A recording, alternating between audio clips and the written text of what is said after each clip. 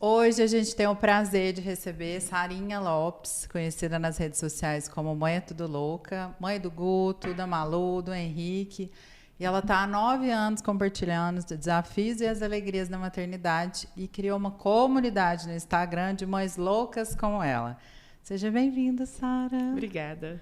Menina, de onde você tirou começar a compartilhar a sua vida nas redes sociais? Então, eu acho que é algo que foi surgindo. Eu acho que exatamente o que faz dar certo é algo que é natural. E quando... Não pode cortar. Por que você faz isso? Ele já caiu 2 vezes. Vai. Pode voltar? Vai, pula primeiro. Eu vou ter que anotar aqui, né? Uai, anota. Tive um tombo. Não, mas é assim que eu anoto. Você viu o anterior, né? Quando a pessoa erra, ele escreve lá. Errou uma vez, errou 2. Eu anoto com o tempo, entendeu? Senão depois eu fico... pra você achar e cortar. Não, mas Entendi. não corta não, que a gente põe no Instagram, fica engraçado. É. Por que você começou a postar as suas experiências na rede social? Você teve alguma referência de alguém? Não, então, quando eu estava grávida da Malu, que foi minha segunda gestação, surgiu muito medo de como vai ser mãe de uma outra. Será que eu vou amar outra criança igual eu amo o primeiro? E com aquele medo, eu sempre gostei muito de escrever, apesar de não gostar de ler. E eu escrevi, às vezes, algum texto relacionado a isso, do meu medo, de como seria ter um segundo filho, e através de pessoas próximas. Amigo, família, falou, Sara, começa a postar isso numa página específica, porque mesmo se não der certo, fica algo salvo ali para você, para futuramente você ler e ter tudo isso. E de tanta dica mesmo das pessoas, Sara, cria uma página para isso, foi onde eu criei e acabou dando certo. Mas aí você criou já com Mãe é Tudo Louca? Foi, com esse nome já. Eu sei que você rimava, eu lia todos os textos, aí você rimava. Você não escreve mais? Escrevo, só que bem menos hoje em dia. Acaba que a rede social ela vai mudando muito, né? Tanto que eu escrevia muito texto, era mais até no Facebook na época. E hoje em dia eu já nem olho tanto o Facebook, é mais no Instagram. E o Instagram, as pessoas não param muito para ler. As pessoas são muito ali visuais. É vídeo, é foto, então eu compartilho mais essas inseguranças, essas questões da maternidade já nos stories hoje em dia, diferente do que eu fazia na época. Você conseguiu recuperar a página? Não. Ai, tinha 120, né? Tinha bastante. Nossa, você pensa 120 mil pessoas hoje? E você conseguiu isso Nossa, tudo no orgânico? daquela época, né? Que hoje não tem comparação. Você paga pelo seguidor, né? Não pagar pelo seguidor, mas em anúncio você paga por seguidores, né? Se você anunciasse, vamos pensar que o seguidor custa hoje uns R$2 numa campanha de anúncios, olha aí o dinheirão que você ia ter. Acontece. Em seguidor... Ai, nem no Facebook fica parecendo que a gente parece que o bandido é a gente, né? Quando a página é roubada. Menina, e como que tá sendo com o Henrique, que é neném, e o Guto? É uma diferença gritante. E eu falo que, assim, de início, parece como se eu fosse mãe de primeira viagem de novo. Até pela questão da maturidade. Quando eu tive o Guto, eu era mais nova, então a nossa forma de lidar com a maternidade é muito diferente. Eu sempre fui aquela mãe mais tranquila, nunca fui aquela mãe muito bitolada, de ter medo de tudo, tanto que o Guto, quando nasceu, ele ficou na UTI. E mesmo assim, eu sempre fui uma mãe muito tranquila, nunca fui aquela, meu Deus, está doente, desesperada, qualquer coisa ela vai em pronto-socorro. Eu sempre fui muito tranquila, mas eu percebo que com o passar dos anos, a gente vai ficando um pouco mais insegura, bitolada. Então, o que eu percebo muito dessa diferença é isso. A diferença eu, enquanto mãe, que acaba que atinge ainda mais a diferença de idade deles, né? O Guto numa idade já que quer saber de namoradinha. E o Henrique totalmente dependente né? de mim. Não sou. Com filhos, não. Não sou. Com filhos, com amizade, não sou. E lá em casa, o João, ele é 7 anos diferente de mim, mas ele é 10 do Gilmar Neto. Então, assim, eles brincaram um tempo ali, mas foi muito pouco tempo. Lá em casa nem tem esse lance de brincar junto. O Guto e a Malu por ser de sexo oposto. Acho que você teve isso também com seu irmão, né? Então, assim, são pouquíssimas coisas ali que às vezes dá para eles viverem um momento junto. E já o Guto com o Henrique ou a Malu com o Henrique, eles têm muitos ciúmes do Henrique. Não comigo. Engraçado que comigo não. Mas eles têm muitos ciúmes das outras pessoas com o Henrique. Jura? Eu acho que assim, como veio num momento que eles precisavam muito, eles se apegaram ainda mais do Henrique, sabe? E não tem. Eu vejo em seus stories que eles te ajudam, né? Ajuda, mas assim, é aquela ajuda que eu tento não jogar responsabilidade pra eles, né? Porque eles não têm obrigação. Antigamente tinha muito aquela coisa do irmão mais velho olhando o mais novo. Hoje em dia não mais. Mas assim, no momento que eu acho, enquanto tá sendo gostoso pra eles, eu peço ajuda. Agora tem hora que de repente não, ai mamãe, olha o Henrique. Aí quando acontece isso, aí já acabou. Aí é eu por Não conta. tem como insistir, Não né? tem como, eu nem insisto também. E foi as três, como eu não sou mãe, eu tenho outro lugar, né? Outro ponto de vista, assim. Sobre cada um nasceu num ano diferente, numa circunstância diferente, né? O amor é igual, assim? É a coisa mais louca. Principalmente o Henrique. Eu acho que nem é o amor é igual, que eu acho que não tem como mensurar o amor, assim, que sente por filho. Eu acredito que é uma coisa surreal mesmo, assim. Mas como que é, assim, a afinidade? Eu uso muito uma frase que é o filho que eu mais amo, é o filho que mais precisa de mim naquele momento. Então, a gente ama igual. Mas se por algum motivo algum filho precisa mais de mim naquele momento, os outros que esperem, porque eu sou mais daquele filho naquele momento. Mas tem, sim, a questão de afinidade para uma coisa, afinidade para outra. Igual a Malu, não sei se pelo fato de ser menina, é muito minha parceirinha, de me acompanhar em tudo. Já o Guto é muito parecido comigo nas brincadeiras. Então, não tem como você disse, não tem como comparar mensurar, o amor. né? Não tem como mensurar. Mas eu uso muito dessa frase, que o filho que eu mais amo é o que mais precisa de mim naquele momento, faz sabe? sentido mesmo. Assim, eu acabei de perder meu marido.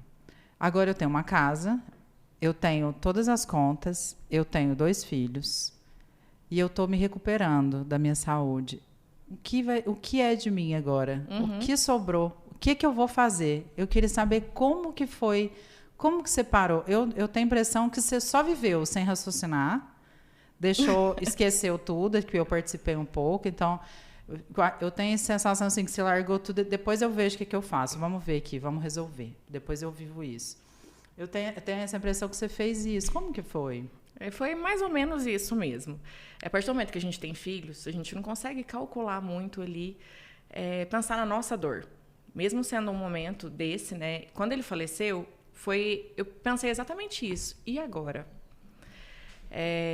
Eu tenho que dar conta de tudo da casa sozinha, eu tenho que dar conta da questão financeira, que por mais que eu também trabalhava, né? Quando você perde uma parte da renda da casa, além de dívidas que ficam nesse momento, e é a questão das crianças. E a gente vai sentindo isso mesmo no dia a dia. Eu acho que realmente só quem vive isso para ter uma noção. Por exemplo, hoje eu enfrento algo que teve isso lá atrás. Na época, o Guto, mais velho que a Malu, eu foquei muito nas tarefinhas de escola dele, porque eu não dava conta de tudo ao mesmo tempo. Por mais que parecia que dava, não dava. Então, eu focava nas tarefinhas de escola dele. E meio que deixei a Malu de lado nisso. Por ser mais novinha, eu pensei, não é tão importante agora, nesse momento, a alfabetização para ela. E hoje eu meio que colho o fruto disso. Ela faz vários acompanhamentos por conta da alfabetização, que ficou um pouco atrasada, por ter focado mais em um filho. Então, a gente nunca consegue ser 100% em tudo. Apesar de parecer que a gente sempre vai deixar algo para trás em algum momento. E foi o que eu fiz comigo também. Eu foquei 100% nas crianças, na casa, e fui vivendo. Pensei, não posso. E teve um momento da minha vida que eu estava assim, entrando numa depressão profunda, estava à base de remédio e tudo mais. E foi até quando eu conheci o Ivan. Conheci ele por um tempo, ele me ajudou bastante nessa questão de, não, vamos para uma academia. Ele estava no luto também, né? Tava, ele perdeu várias pessoas da família. Então, assim, demorou alguns meses, né? Quando eu me aproximei dele, nesse período desses meses, fiquei à base de remédio e vivendo o luto de todos, menos o meu. O meu, por alguns momentos que eu começava a viver meu luto, era onde eu me enfiava em remédios, ia guardando minha dor no bolso para tentar suprir a dor das crianças, a dor dos pais dele, e minha dor foi sempre ficando de lado. Então, quando eu conheci o Ivan, foi quando ele também vivia num momento de luto, né? E ele pensava, mas você é nova, não tem lógica seus exames estarem assim, você se enfiando em remédio desse jeito, vamos tentar fazer você, né, ter um momento para você, cuidar da sua dor. E foi onde eu comecei a ir para uma academia, e foi onde até o luto nos aproximou, né, na época. Comecei para uma academia, cuidar de mim, comecei a ter a oportunidade de conversar com outra pessoa que não fosse com os meus filhos, com a minha mãe. Tanto que a primeira vez que eu saí realmente com ele, a gente nem tinha ficado, foi como amigo, eu saí exatamente por isso. Eu fui para Ribeirão, porque eu não queria ficar em Uberaba, eu não conseguia ir numa padaria, não conseguia ir em lugar nenhum, não conseguia ver ninguém, falar com ninguém. E eu queria, chegou um momento que eu precisava de ter um momento com alguém, conversar, que não fosse perto das crianças, ficar escondendo a minha dor, que fosse para falar de tudo que eu vivi, que fosse para chorar, mas que fosse longe das crianças. Porque perto de filho não adianta. Eu demonstrava para eles que tudo bem chorar, tudo bem sentir saudade, mas por mais que eu demonstrava isso, era uma proporção muito menor do que eu sentia. Né? O que eu sentia era quando eu estava sozinha em casa, era quando eu estava no banheiro esmurrando a parede, gritando com Deus, questionando Deus. Então foi quando eu decidi sair, tive esse momento de sair com o Ivan e conversar. A maior parte do tempo foi falando de tudo da minha vida, do meu momento, chorando, mas longe das crianças. E foi onde me fez bem conversar com outra pessoa e esquecer um pouco, por alguns segundos, de tudo, né? Das responsabilidades de tudo, na verdade. Nossa, o pior que eu lembro tanto como que foi. Não essa parte sua do recomeço, assim, mas como foi. Eu lembro das cenas, você entra no hospital, saindo do hospital, nossa. Menina, e agora com os 3, como é que você está conseguindo postar tudo, fazer os trabalhos, tudo numa boa? Tudo aos trancos e barrancos. Tudo com o pato, tudo mais ou menos. Tudo mais ou menos. Como eu falei, não tem como ser 100% em tudo, né? Então, a gente você traz muito essa narrativa, né? Que você sempre fala assim, gente, fiz um monte de coisa hoje, tudo mais ou menos. Se for para fazer tudo, né? Eu falo que antes feito que perfeito. Melhor você fazer o trem mais ou menos do que você não fazer, entendeu? É igual a questão de voltar à atividade física. Tô tentando, não estava tendo tempo, exatamente por conciliar. Eu falo que a maior dificuldade de nós mães é conseguir conciliar a vida de outras pessoas na sua vida.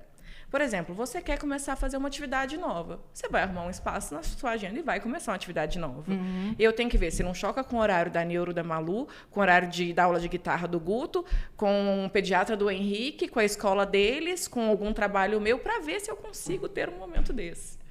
Então, tem muito isso. Só que com o passar do tempo, os filhos crescendo, a gente entende essa necessidade de se priorizar também, né? Mas eu acho que a maior dificuldade é essa. É equilibrar a vida de todas as pessoas da casa dentro com da a sua. Nossa, mas aí te restringe muito. Restringe, mas a gente gosta. Você continuou a fazer atividade? Voltei recente, assim. Fiz 2 meses de academia, parei porque eu viajei. Agora comecei a fazer uma caminhadinha, uma corridinha. E tô doida pra voltar a dançar. Eu dancei minha vida inteira, né? Você foi bailarina? Fui, dei aula de balé também. Eu lembro que você dançava. Aí eu tô com 35, já tem mais de 20 anos que eu tô parada. Eu fiz uma aula experimental agora e vou voltar. Aonde é que tem? Lá na Center Music, que eu fiz essa aula experimental. Mas tem vários lugares de Uberaba que tem. É porque lá eu queria conciliar a aula de violão, de um, guitarra, de outro, balé. Que tá tudo todo lá. mundo tá fazendo. Todo mundo, Entendi. E como que foi, que a gente vai entrar agora no tema amamentação, você amamentou os 3? Sim. E como que foi, assim, a parte de iniciar, porque diz que dói demais dar conta, sempre dói muito mesmo, as 3 são iguais, como é que foi? Cada filho é único, cada amamentação é única, cada parto é único, nenhum é igual ao outro. Foi normal? Nenhum. Foi parto normal? Do Guto foi parto normal, com algumas intervenções. Intervenções o que é? Por exemplo, tem a episiotomia, que é quando precisa dar o piquezinho, tem a anestesia mesmo sendo parto normal. Do Guto teve tudo isso. Porque naquela época eu não tinha o conhecimento e o entendimento que eu tenho hoje.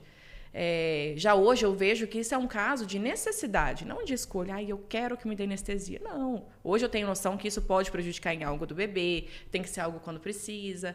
Então, do Guto, na época, foi um parto normal com intervenções. Da Malu foi cesárea. Para te resumir o porquê foi cesárea, que quem é mãe vai me entender, foi perto do Réveillon, entre Natal e Ano Novo. Então, foi uma cesárea agendada porque meu médico ia viajar no Ano Novo. Isso é uma coisa também que, vivendo hoje, o conhecimento que eu tenho, o maior índice de cesárea que tem, para você ter noção, é nas festas de fim de ano. Sério? O maior número de cesárea que tem é nessa época. Porque, às vezes, a mãe até quer fazer um parto normal, mas aí fica pressionado do tipo, meu médico vai viajar, como que eu vou fazer? E acaba se entregando para uma cesárea agendada. E tá tudo bem, né? Parto é a escolha de cada um. E do Henrique foi um parto natural. Então, assim, eu vivi os 3 tipos de parto existente. Se tivesse um quarto, qual você escolheria? Natural. Sério? Na hora não, né? Na hora eu gritei, eu falei, por que eu fui arrumar menino? Na hora aquela dor, mas aí acabou de nascer, eu falei, nossa, se eu tivesse outro, seria natural de novo. Mas por quê? Nossa, é outra vida. A dor é muito forte. É uma dor como se estivesse quebrando todos os seus ossos do corpo. Só que é uma dor que o menino nasceu, acabou. Tanto que a hora que o Henrique nasceu, o parto natural, diferente do parto normal, é sem intervenção nenhuma. Tanto que, às vezes, quando eu brinco e falo pro Ivan, eu falo, ou pras crianças, a doutora Letícia ou a Vanessa, que foi enfermeira obstétrica, que fizeram o meu parto. Aí o Ivan falou que fizeram, não, né, amor? As que assistiram o seu parto. Porque é exatamente assim, o parto natural. Você faz força sozinha, elas estão ali para te dar um suporte. A enfermeira obstétrica, um suporte emocional, né, físico, no momento de fazer alguma coisa em você. E a médica fazendo todo o suporte de médico, mas é tudo realmente sozinho, naturalzão mesmo. Sabe aquelas mulheres de antigamente, que tava lá capinando lote de cana, paria menino, de repente continuava capinando lote de cana. Tipo aquilo. Tipo aquilo. Então, a diferença dos 3 partos foi mais ou menos essa. Nossa, eu quero ser mãe, mas eu morro de que eu vejo a gritaria, igual a Aninha do Júlio, que sofrimento que foi. Então, por isso que eu falo que Mas a escolha é de cada isso, um. né, que depois... E além da escolha... E ainda teve a Tiesa também, que foi cesárea. E ela tava tranquilona na primeira semana já. Eu acho assim, é escolha. E tá tudo bem mesmo. Tem gente que defende, tem que ser o parto natural. Não, eu não sou dessas. Sou muito tranquila em relação a isso. Eu acho que tem que ser o que vai... Não, você tem lugar de fala, porque você tem os 3 procedimentos. Os 3. E fui feliz nos 3. Eu digo feliz entre aspas, porque o Guto foi prematuro, foi pra UTI e tudo mais. Mas eu fui muito feliz nos 3 partos. Mas se pudesse escolher, né? E entra a questão também de cada corpo. Tem mulher que quer um parto natural e não pode. Ou que quer uma cesárea e não é indicado. Então, assim, é pra cada pessoa. Né? E a amamentação segue a mesma linha. Cada um é de um jeito. Cada um é de um jeito. Eu digo que quem escolhe tanto o parto quanto a amamentação, na maioria das vezes, não é nem a mãe, é o filho. O bebê que escolhe por onde ele vai vir e tudo mais, é a mesma coisa a amamentação. O Guto, por ter ficado na UTI, eu não consegui amamentar nos primeiros dias. Então, teve todo um processo, os 10, 11 meses que eu amamentei ele, foi com um bico intermediário. É um bico de silicone que se adapta, você coloca assim no bico do seio, e ele forma um biquinho como se fosse até de mamadeira. Porque eu tinha o bico do peito invertido. Parece que eu tô falando grego pra você. Né? Mas eu consigo imaginar. Eu tinha o bico do peito invertido. Então, ele não conseguia localizar ali um biquinho do peito, até por ter ficado esse tempo na UTI. E na UTI era tudo muito fácil, era sondinha. Ele não fez aquele trabalho que precisava ter feito de sucção nos primeiros dias. Então, os 10, 11 meses que eu amamentei ele, foi com esse bico intermediário. Que era um desespero. Às vezes eu estava em algum lugar sem o bico, o menino lutava contra o peito e não mamava. Tinha que ter. E ele largou sozinho. Por volta dessa idade, 10, 11 meses, eu pagava peitinho em tudo quanto é lugar. Sério? Porque ele colocava a boca para mamar e ficava rindo e não mamava nada. Então, foi bem natural. Largou sozinho. E também fui muito tranquila em relação a isso. Não sofri dele ter parado. Já a Maluzinha, ela foi uma bezerrinha. Desde que nasceu, era muito grudada no peito. Me deu muito trabalho para dormir, para amamentação. Senti muita dor para amamentar, porque ela não usava esse bico intermediário, aí foi no seio mesmo. Então, os primeiros dias é inevitável. Mesmo sendo o 2º ou 3º filho, tem essa questão do atrito do peito. E da Malu, foi próximo dos 2 aninhos dela. E foi um dia que eu simplesmente não aguentei mais, que entra a questão da exaustão. Eu falo que a amamentação tem que ser algo gostoso, tanto para a mãe quanto para o bebê. Por mais que seja algo saudável, tem que amamentar tanto tempo, não. Tem que ser enquanto está sendo algo bom para ambas as partes, tanto para o bebê quanto para a mãe. E eu percebi que não estava sendo algo mais saudável para a Malu, porque ela deixava de brincar para vir puxar a blusa, para querer mamar, deixava de socializar com outras crianças para ficar pedindo peito, e também não estava saudável para mim. Eu estava meio que escrava disso. Eu não fazia nada, não podia pôr a roupa que quisesse, porque eu sei que qualquer lugar ela ia puxar e querer mamar. Então, chegou um dia que eu simplesmente acordei e falei, hoje é o último dia. E foi. Dei mamar o dia inteiro. E no dia seguinte, já não dei mamar mais. Foi difícil, mas foi. Sofre muito? Sofre por você escutar o bebê chorando, né? Até a questão da madrugada, foi umas 3, 4 noites ela dormiu com o Totonho, minha esposa que faleceu. Ela dormiu com ele e do outro quarto eu escutava chorando. Mas assim, por isso que eu falo que a decisão tem que vir da mãe. Não adianta ninguém palpitar, ai, tá na hora de desmamar. Ela é a mãe. Você desmamou com quantos anos? Quase 2. 1 ano e 11, mais ou menos. Quase 2 anos. Foi muito tempo. Foi. Então, assim, eu tava com a consciência tranquila, né? Que foi o tempo que foi saudável para as duas. Mas a mãe tem que estar decidida. Porque se você começa um processo e, de repente, ai, tô com dó, vou voltar, já bugou toda a cabecinha da criança. A criança já vai pensar, vou dar uma choradinha que eu ganho de volta. E por isso que eu ainda não iniciei o processo de deslame com o Henrique. Porque eu não tô decidida. Ele tá com 1 ano e 10.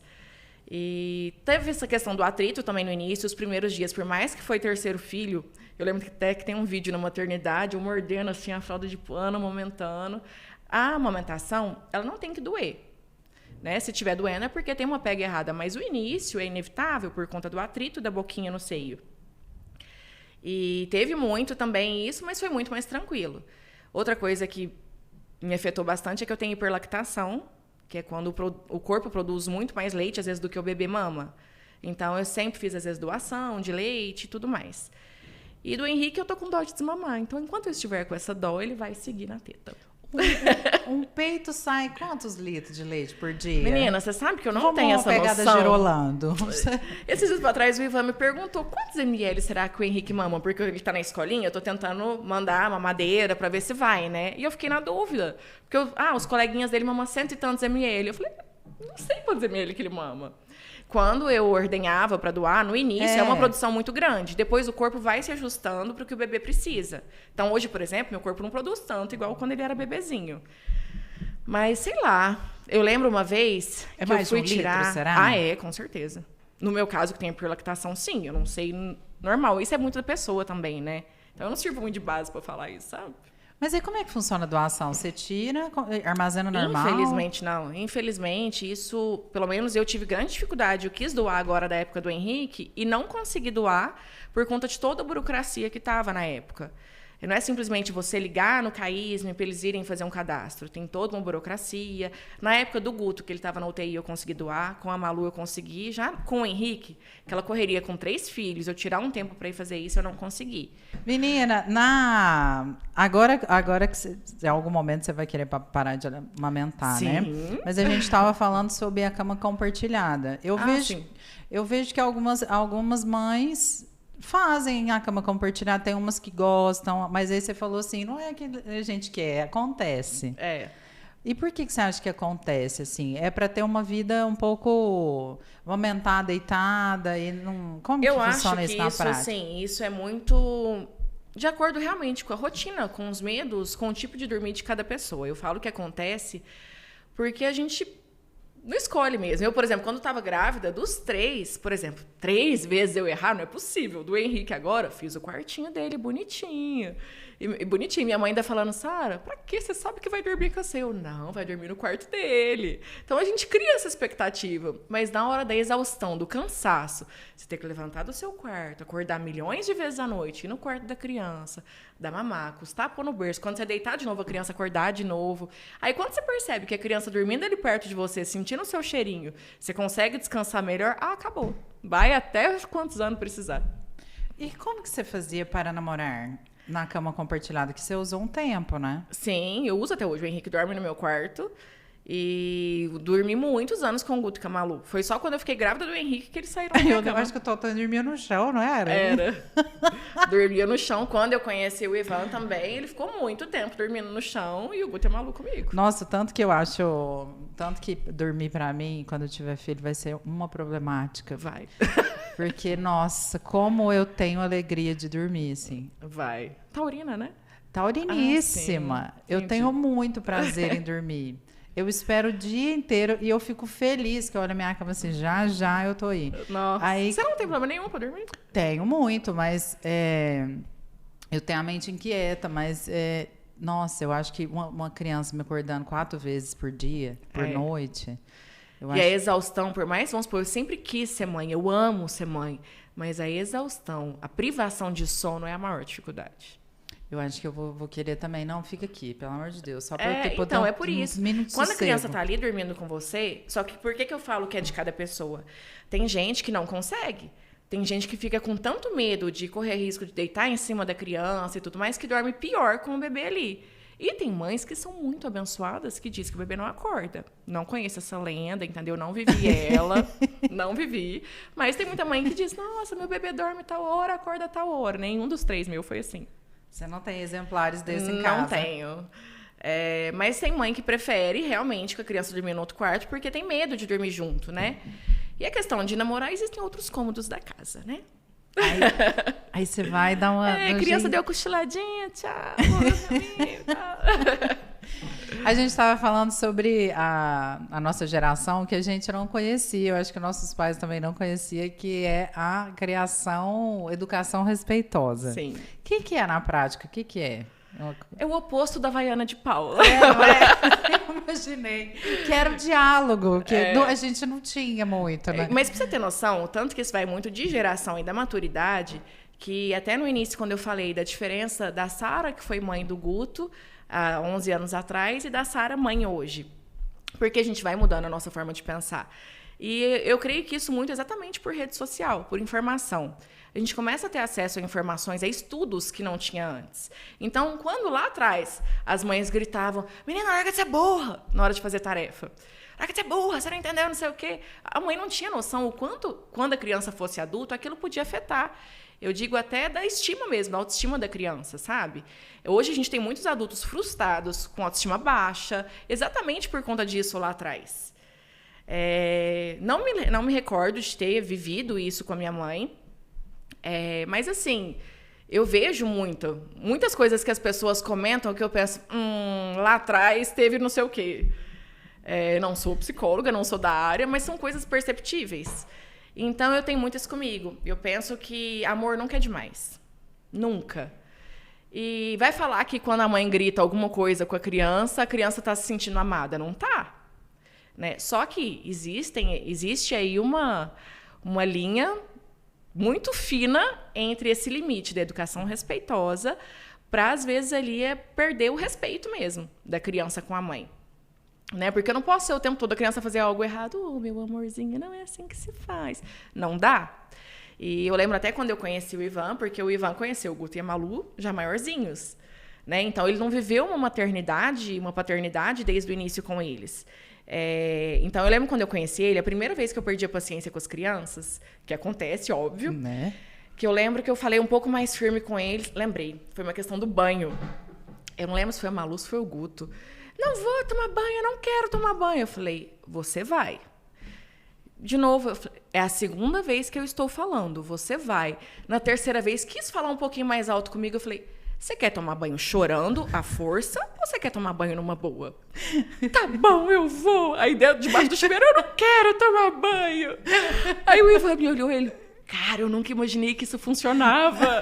Porque ele falou assim, na minha época, se eu falasse pra minha mãe que eu não queria tomar banho, era mão na boca, você vai tomar banho, que não sei o quê. E ele ficou chocado que em momento algum eu gritei. Eu não gritei, eu não bati. E a criança foi e me obedeceu. E acontece isso muito. Às vezes acontece alguma coisa dentro de casa, vamos supor, não quer fazer alguma coisa, não quer fazer tarefa, ou então quer ficar jogando videogame. Eu dou uma olhada, e não é por medo que eles me obedecem. Porque antigamente o pai olhava, a gente respeitava por medo. Não, eu dou uma olhada. Você vai agora ou daqui a pouco? Tô indo agora, mamãe. Então, assim, eu acho que é a questão de saber que, eu sou sua parceira, eu sou sua companheira, eu entendo quando você precisa de mim, mas eu preciso que você me obedeça. É uma criação de respeito mesmo, entre ambas as partes, sabe? Não de medo.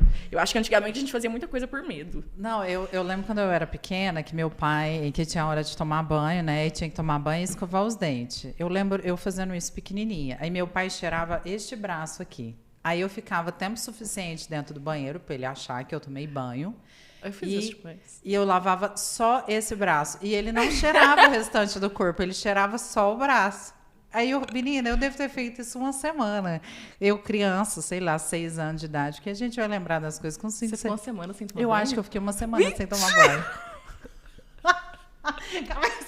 Cada vez que eu fui tomar banho, que eles notaram que eu tava suja, sei lá, cheirando ranço, quartinho de arreio. Menina, mas eu só lavava o braço. Aí tinha também que se eu não escovasse os dentes, a barata ia ficar. Meu dente. Entrar dentro da minha boca. Então eu escovava De medo, né? Então não tinha, eu acho que não mas isso não muda muito, não. Não caracteriza muito educação respeitosa, eu acho. Mas acaba que essa chantagemzinha ainda rola. Ó, seu dente vai ficar podre. Minha mãe é muito engraçada. Minha mãe queria ir pro Irapuru, porque minha mãe sempre tomou sol, ama tomar sol a vida inteira, igual você, né? E aí minha mãe ia para Irapuru, João Lamartine Pititico, assim, de 3, 4 anos. Aí o que a minha mãe falava? Ela falava que ela ainda não tinha área de baixo, né? Há 20 e tantos anos atrás. Aí ela falava que tinha um monstro no lago do Irapuru. E aí que ele comia criança. Meu Deus do céu. E aí ele não entrava nem em piscinas, só podia entrar com ela porque ela conhecia o monstro. E não podia entrar no lago de jeito nenhum, porque Aí a criança à noite tem um pesadelo, chora, esgoela, e a mãe quer ficar brava que a criança tá com medo. E ela falava pra gente, a única coisa que eu achei pra me tomar sol sossegada. Que aí ela tomava sol e sabia que ele não ia pular, porque as crianças... Não julgo. Né? Eu também não sei se isso caracteriza uma educação respeitosa, mas funcionou. Ninguém morreu afogado. Menina, na rede social, que a gente vai falar um pouquinho agora, eu vejo, você pode até falar pra mim, né? Que tudo que é falado sobre criação é muito polêmico. Muito. Que tem, assim, muitas mães recebem hate, né? Como se tivesse uma bíblia da criação de filho. Um manual, né? É um manual, assim, que você vai seguir, aquilo ali vai dar certo. Você já evitou postar alguma coisa ou falar alguma coisa? Porque, vai ser um saco. Ou alguma publicação que você fez e foi um saco. Com certeza. Mas tem a coisa que a gente publica e fica um saco. E as pessoas, tipo, me conta alguma coisa assim, que você publicou e a menina falou X e eu lembro, foi até recente, não tem muito tempo, o Henrique tá numa fase de morder, de bater, o que é normal da idade. Quase todos os bebês passam por essa fase. Só que o que vai diferenciar se a criança acha ou não normal é a nossa educação, né? E eu lembro que eu comentei isso no Instagram uns dias antes, e o Henrique gosta muito de subir em tudo, ele escala. Se ele estiver aqui e eu não estiver olhando, pode ter certeza que ele vai estar lá em cima. Ele escala tudo. Só que no Instagram, eu filmo, né, às vezes as artes que ele faz, e quando eu preciso repreender Daná, eu estou sem o celular e foco 100% nele. Tiro de cima, explico, falo que não pode. Eu não vou catar o celular e ficar, menino, não pode, que não sei o quê. Né? Porque a rede social não é pra isso. E eu lembro que eu recebi um comentário de uma mãe falando assim, foi porque eu tirei ele de cima de um lugar que ele ia machucar, dei um beijo e coloquei no chão. Aí eu lembro que uma pessoa mandou um textão, falando, por isso que ele faz as artes que ele faz. Se você, em vez de danar, você deu um beijo, fez ele entender que é certo o que ele fez. Eu pensei, por conta de um videozinho de 15 segundos que eu postei, a pessoa tá achando que eu não dano. Porque tem coisa que a gente realmente não posta. Eu não posto. Vamos supor, esses dias pra trás eu recebi um comunicado da escola que o Guto tinha feito uma certa arte. E eu não contei isso em rede social, porque tem coisas que são íntimas dos nossos filhos. E eu não contei por quê? Eu sei da exposição que é, eu sei o mimimi que vai ter, de você tem que fazer assim, você tem que fazer assado. E não tem um manual. Cada filho, você tem uma criação diferente, mesmo sendo a mesma mãe. O Guto e a Malu, por exemplo, eu tô comparando os dois por ter idade próxima. Eles são totalmente diferentes. Então, a minha criação com eles é diferente. O Guto, eu não preciso chamar tanta atenção, eu não preciso preocupar tanto. Já com a Malu, eu tenho que chamar atenção o tempo todo. Então, assim, é diferente a criação. E a gente acaba não postando isso 100% por isso. Porque você pensa, nossa, por conta de um vídeo que eu postei de pouquíssimos segundos, a pessoa já julga toda a sua maternidade por conta daquele vídeo. E é algo polêmico. Você tem fake, né, que te segue para comentar as coisas? Hoje em dia, não mais. Eu tive muito naquele momento, né, que eu comecei a me relacionar de novo. Eu recebi muita mensagem de fake. Hoje em dia, até que não. Sarinha, e a sobrecarga mesmo, né? A sobrecarga de 3 maternidades, mais trabalhar, mais casa, mais vida íntima. Ficou um pouco mais fácil? Fica um pouco mais fácil depois que as crianças vão crescendo? Vai piorando? Então, a hora que os meus cresceu, minha vida fez assim. Mudou tudo, aí de repente eu fiquei mãe sozinha por um bom tempo, aí de repente já me relacionei de novo e já tive outro, então eu não vivi essa folga ainda não, sabe? Você ainda não sabe o que não que sei é te falar, mas assim, eu lembro de quando eu dormia, que hoje em dia eu não durmo mais. Eu lembro de quando eu Fazem dormia. 84 anos. Hoje tá fazendo exatamente isso. Eu lembro que chega um momento, sim, que a gente volta a dormir. Isso eu lembro. Provavelmente ali por volta de uns 3 aninhos, eu tô contando, o Henrique vai fazer 2. Toda vez que eu e o Ivan, a gente pensa em sair, eu falo, falta um ano de poder largar no Play, entendeu? Nossa, todos os bares do mundo têm que investir em Play com monitora. Porque é um momento ali que a gente consegue sair para tomar uma cervejinha com os filhos todos, sem precisar ter um Vale Night com os filhos. Você sabe que seu filho está ali no Play, então nessa idade hoje do Henrique, é sobrecarga total de todos os lados. Mas essa sobrecarga mexe com você, psicológico, emocionalmente? Assim, chega uma estafa, um desgaste. Mexe. Eu acho até que, até entrando na questão de casamento, eu acho que muitos casamentos acabam exatamente por isso. Eu nem estou entrando na questão de falta de ética e de respeito. Né? Ética não, de respeito mesmo, né? De quando tem traição, nada do tipo. Eu digo um casal que não houve traição. Eu creio que seja muito por isso. Porque o homem não enxerga que a mulher, por si só, ela fica sobrecarregada o tempo todo. E a sobrecarga materna não é aquela sobrecarga de, eu vou lavar a louça para ajudar ela. Não é ajudar. Todo mundo come na casa. Nossa, hoje eu dei banho no bebê. Aliviei um pouco para ela. Não, a sobrecarga materna nossa, será que tem lanche para as crianças levar amanhã para a escola? Nossa, eu comprei a cartolina que precisa para o trabalho de não sei o quê. Já está na época da vacina? Nossa, será que o tênis que a maluca reclamou que estava apertado, será que ainda está servindo para aula de educação física amanhã? São muitas coisas, muitas, e que não adianta. É materna. O pai pode ser um paizão, pode ser o melhor pai do mundo. Duvido você conseguir me apontar um pai que vai saber te falar o tamanho do calçado que o filho está usando, a roupa que está usando, se está precisando de alguma peça de roupa, está sem short ou não sei o quê, que consegue arrumar uma malinha para o bebê sair de casa sem esquecer nada. Eu duvido. Sem perguntar para a mãe? Sem perguntar. E onde fica, né? Porque às vezes está aqui e eu não estou achando. Não, eu vi na internet uma moça falando assim, pergunta se o pai do seu filho sabe o nome da professora dele. Nossa, mas não é possível, né? Não, e normalmente eles não sabem. Mentira. No vídeo dela, todo mundo que ela perguntou, ninguém sabia. Não, graças a Deus, eu escolhi pais maravilhosos, tanto para o Guto Framalu, quanto o Ivan agora, dos 3. Quanto a isso, eu não posso reclamar. Mas por mais que sejam pais maravilhosos, tem gente que vai falar assim, mas não faz mais do que obrigação de pai. Ok, mas ainda assim, essa sobrecarga, por mais que o mundo vai modernizando, as responsabilidades vão sendo divididas, é uma sobrecarga materna. E a rede de apoio para você é fundamental também. Com certeza. Nossa, eu não seria ninguém sem minha mãe. Ninguém. E quem te ajuda hoje em dia? Minha mãe. Acaba que assim, eu nunca tive babá para as crianças, nunca tive ninguém ali que eu falasse, confio, vou pagar, vai ser babá. Então, eu sempre fui muito adepta, mas é escola. Eu sempre trabalhei, né? Eu saí do banco recente, mas na época do Guto e da Malu, e até quando o Henrique nasceu, eu também estava no banco. Então, eu voltei a trabalhar com 6 meses das crianças. E ainda fui beneficiada por ser 6 meses, que a maioria das licenças maternidade são 4. Então, eu sempre fui colocar em escola. Mas, graças a Deus, por ter rede de apoio, que eu sempre pude deixar meio período. Tinha minha mãe para me ajudar, e hoje também continuo sendo minha mãe para tudo. Você tem, agora entrando um pouquinho na sua carreira, que você falou do banco, você se arrependeu de ter saído? De forma alguma. Nossa. Mas qual que é o seu sonho de carreira assim, profissional? Nossa.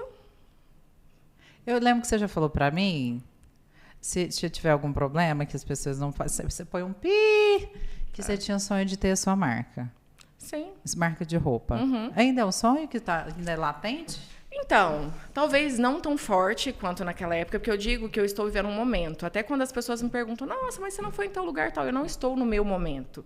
Porque a maternidade, eu creio que principalmente até os 2 anos, a mulher não se encontra ali 100% na mulher que ela é. Ela vive a vidinha ali de uma outra pessoa. Então, acaba que os meus sonhos ainda estão um pouquinho aqui meio que adormecido. Quem sabe para daqui a um tempo voltar com a garra toda.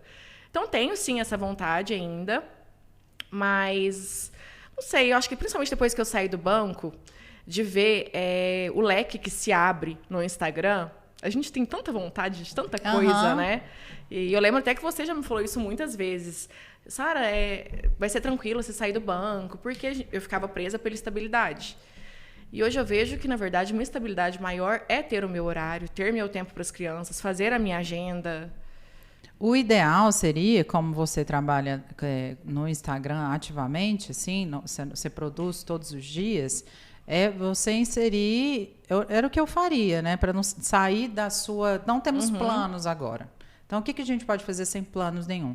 Seria um programa de afiliado, que são coisas que eu acho que falta na cidade. Né? As lojas não têm programas de afiliados.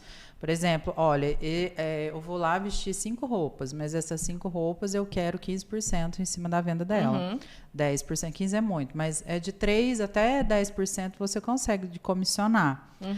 Mas, assim, não tem... Isso funciona na Amazon, funciona na Shopee, na Shein. Igual o óculos do meu cachorrinho. Esqueci o nome dele. Eu vi. Como é que chama? Meu cachorro? Não é Theo, não. Timóteo. Nossa, gente, eu tô falando... Eu lembrava que era com TH. Não, tá a coisa mais linda. E aí viralizou um vídeo dele andando de carro comigo. Eu vendi 12 mil reais de faturamento em óculos na Shopee. Eu ganhei uma comissão de quase 600 reais. Nossa. E um óculos custa 30 reais. Então, você pensa quantos óculos eu vendi? Muito. E aí o que aconteceu? Meu Reels estava viralizado e as pessoas pediam o link, eu quero o óculos. Falei, você quer saber de uma coisa? Postei vou afiliar aqui. Eu afiliei, achei o mesmo óculos e coloquei lá. E eu ganhei lá 600 reais rodando sozinho. Aí, o que eu ia fazer? Eu falei assim, vou pôr um dinheirinho nesse, que já está com 1.200.000. Rodando sozinho. Falei, vou pôr um dinheiro. Mas acabei que eu até esqueci disso, que eu fiquei 3 meses sem rede social, né? E voltei só agora. Mas é uma estratégia que funcionaria. Sim. Por exemplo, você tem umas roupas lá... normalmente as roupas, se for de São Paulo, elas são bem parecidas, né? Então você consegue vender, achar esses links e você fazer a propaganda disso. E aí você coloca lá e comissione, mais pessoas buscam, mas eu acho que a cidade deveria ter, né? Aí é a forma que uma influenciadora pode ganhar dinheiro. Tanto que, como é que a gente fala dos encapsulados? Os encapsulados, eles ficaram famosos desse jeito. A creatina da menina Manucite lá, ela acabou lançando a marca dela, né? Mas começou assim, com um programa de afiliados. Você se afilia a um produto e começa a vender ele. Tem uma moça que eu vou te mostrar, depois, que ela chama Tamires, que ela só vive de Shopee. E eu acredito que ela deve ganhar... Eu acredito, sim. Porque eu vejo até muitas influencers que eu sigo, só que tem que ter muito cuidado exatamente para não virar aquilo 100%, né? Porque o meu maior receio é isso. As pessoas que acompanham a gente, elas querem saber da nossa vida. Sim. O que a gente realmente usa. Né? O que a gente realmente gosta, colocar o link. Tem que ser dentro da rotina. Isso. Então, assim, eu vejo muito perfil, até que eu sigo e gosto, que é o dia inteiro a pessoa postando link de coisa nada a ver, sabe? E virou só aquilo de, link da show, não sei o que lá. Mas acontece de maneira muito natural. Igual, por exemplo, ontem. Igual do óculos. Isso. Ontem, né? Eu postei que eu tava com aquele óculos preto. Aquele óculos é maravilhoso. Ninguém nem sonha que ele custou 23 reais. Agora sonha. Agora sabe. Mas ele tem dele marrom e tem dele preto. Eu passei o link para ele para umas 4 pessoas. Eu já vendi, aquela época que eu tava usando muito roxo. Eu vendi, eu acho que 30 calças. Uma calça roxa que eu tinha amado o tecido, que eu comprei na Shein. É uma coisa que você realmente gostou e postou, falei, gente, que tecido é esse? Hoje ela tá muito larga pra mim, mas ela é... Desculpa. Aconteceu. Aí, ela tá muito... E ela era uma delícia e tinha várias cores. Eu vendi umas 30 calças daquela, porque eu recebi foto de todo mundo vestindo a calça. Um monte de gente vestindo a calça. E eu poderia ter colocado um link de afiliado ali. Você não colocou? Não. Porra. Uma burra demais. E você pode fazer isso com leitura, todos os produtos da Amazon, indo ganha milha. Não, menina, tem um monte de realmente eu coloco e coisa já de tive criança já tive um retorno muito legal, mas eu coloco de coisas que eu realmente comprei, que eu precisava, e todo mundo ficou pedindo link, eu vou e coloco algum link de afiliado, porque, né, não sou trouxa. Então tá. Eu faço dessa forma, só que eu ainda não tornei isso um foco, do tipo, nossa... Vou comprar tal coisa que vai dar bom, eu vou postar. Não, é realmente coisa que eu comprei, coisa que eu gostei, as pessoas pediram o link, não se tornou ainda um foco, mas realmente falta muito assim, Uberaba. Não, né? Se tivesse... As lojas, porque pensa, um relato que eu recebo muito das lojas que eu divulgo de roupa é que as pessoas falam, as donas da loja, nossa, Sara, você posta, as pessoas querem exatamente aquele... E todo mundo fala, não, se serviu no corpo da Sara, serve no meu. O meu corpo é tipo dela, que tudo que a Sara põe fica bom. E, né, ninguém vê as gambiarras que às vezes a gente faz atrás. O que acontece? A roupa tá larguinha, prende uma chuquinha. Mas pra pessoa tá perfeito. Então Você falta. tinha uma loja que tinha o conjuntinho da Sara, o vestido da Sara? Não tinha isso? Nossa, tem várias lojas que eu vou que pega tanto alguma coisa que eu gosto que eles nomeiam de, você quer o conjunto Sara, não sei o quê. Inclusive, tem uma que eu vou daqui a pouco que tem um conjunto Sara lá. Conjunto Sara mas é coisa lá. que às vezes a pessoa identifica tanto, né, com a minha imagem, com algo que eu gosto, que acaba apelidando mesmo o nome Não, pra mas roupa. é porque dá muita confiança. Você compra assim, a Sara foi lá, eu conheço a Sara, então eu vou lá comprar. E é coisa que as pessoas veem que eu realmente gosto e uso, né? Que é o que passa a Você se credibilidade. veste super bem, né?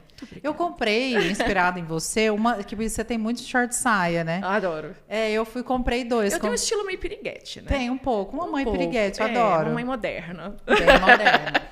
Sarinha, agora a gente tá chegando, desculpa por isso, a gente chega no final, que é dica, não é publi.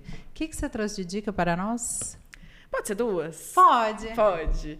Eu não sou de ver série, porque, né, mãe de 3 filhos, ver série eu não sei como, né? Então eu não Nossa, sou... a Daniela falou a mesma coisa assim, eu tenho 3 filhos, eu não vejo série. Não dá pra ver.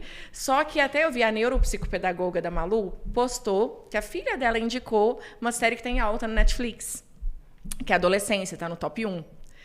E ela postou, gente, tudo que ela posta, eu confio muito no trabalho dela. Eu falei, deve ser algo legal pra mãe ver, né? Que senão ela não ia ter colocado isso. E eu assisti no fim de semana. Só assisti porque eram só 4 episódios. Então, fiquem tranquilas, mães. Dá pra ver. Dá pra ver. É 4 episódios lá e, tipo, de 1 horinha cada.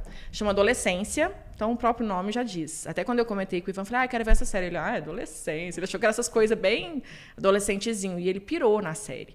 Não só pela questão do assunto que se trata, que é a adolescência, trabalha muito a questão de incel, os códigos que os adolescentes usam, essa geração do quarto, que é criança chegar e ficar dentro do quarto o tempo todo, que o Guto tá nessa fase. Então, não só esse tema, que abre muito a nossa mente de ver os filhos adolescentes de outra forma, como também a série em si. É muito legal. Você assistiu? É o tempo todo, a câmera que começa o episódio, ela termina, não tem corte. É o tempo todo. Então, pensa, tá lá com 30 minutos do episódio, errou, começa tudo de novo, não tem corte. Assiste por esse motivo, não precisa ser por conta de filho, assiste. Não tem corte. É na Netflix? Netflix, tá no top 1. É o tempo todo. Todos os episódios, a mesma cena que começa, aí vamos supor, veio gravando aqui. Entrou aqui, aí a pessoa que estava gravando a cena vira, o próximo ator já está aqui, já começa a cena aqui. É o tempo todo a mesma câmera. É surpreendente. E outra questão que eu achei legal é que o cara que faz o pai na série, ele também foi o diretor da série. E o menino que é o protagonista, ele estreou como ator nessa série. Ele atua muito bem. Então, a dica não é pública. Fiquei curiosa. E a outra dica... que quem me indicou, até por questões do Henrique, né? Porque eu vivo os 3 extremos ali de maternidade, criança, adolescente, bebê. O Henrique tinha algumas coisas que estavam me preocupando muito nele por ser uma criança extremamente agitada, muito, mais que o normal. E eu ficava perguntando, que hoje em dia a gente tem muito diagnóstico, né? É autismo, é TDAH e não sei o quê. E eu fiquei pensando, será que eu estou sendo falha, omissa de não levar para ter algum diagnóstico? E conversei também com a neuropsicopedagoga da Malu, e ela me indicou. Essa pessoa tem até um canal no Instagram, mas ela me indicou o livro, que chama Criança do Movimento, por menos diagnósticos e medicamentos. Então, o livro chama Criança do Movimento, que muda totalmente a nossa percepção das crianças mais agitadas. Começa falando que quem tem que se movimentar somos nós adultos, não a criança parar de movimentar. Concordo. Então, assim, é um livro muito legal. Odeio ler, eu falei, né? Então, para eu estar indicando, é porque vale a pena. Eu vou indicar um produto de beleza que você conhece, que é o perfume da Neide Ferreira. Ai, maravilhoso! De cabelo, que é maravilhoso. Maravilhoso. Maravilhoso. Ele é extremamente cheiroso, parece que a gente acabou de sair do salão. E acetinado, né? A textura que fica no cabelo. E eu acho que ela merece estar aqui. Não é dica, não é publi, tá? Porque Neide não está me dando nada. Gente, muito obrigada, eu adorei. Quanto tempo a gente ficou aqui? 55. Aí que ele falou que a gente ia dar 1h30. Mas se desse brecha aí. Porque tem muito tempo que a gente não encontra. Verdade. Mas eu adorei. Acho que vai ser muito esclarecedor, vai ajudar muitas mães. Se não ajudar, pelo menos faz rir, né? Vai identificar. divertir, né? Pra isso que você tá aqui. Muito obrigada. Eu que agradeço.